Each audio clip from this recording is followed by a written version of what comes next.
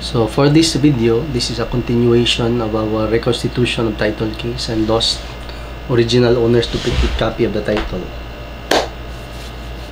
The petitioner, let's call him Mr. Petitioner, okay?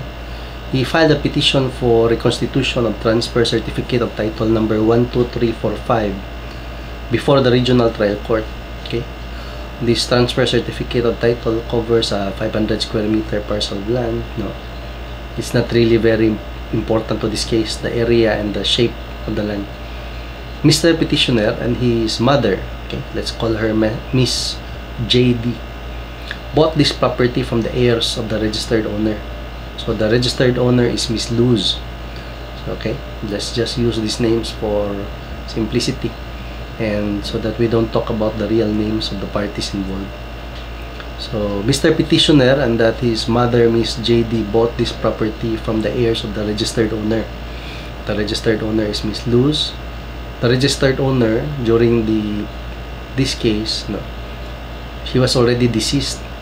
She has 3 heirs, okay, 3 children, Mr. Apple, Mr. Banana, and Mr. Carrot, okay, ABC, Mr. Apple, Mr. Banana, and Mr. Carrot.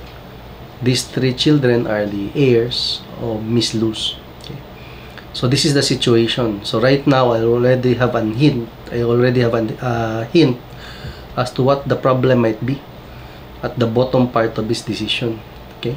So there is a lost title and the property was bought from 3 children. The registered owner Miss JD is already dead, okay, and this is involving reconstitution of title, and I think the side issue here is also about the lost original owner's duplicate copy of the title. So that is the situation, no? In the previous video I described to you, I relayed to you the situation or the reasons why this reached the Supreme Court, no?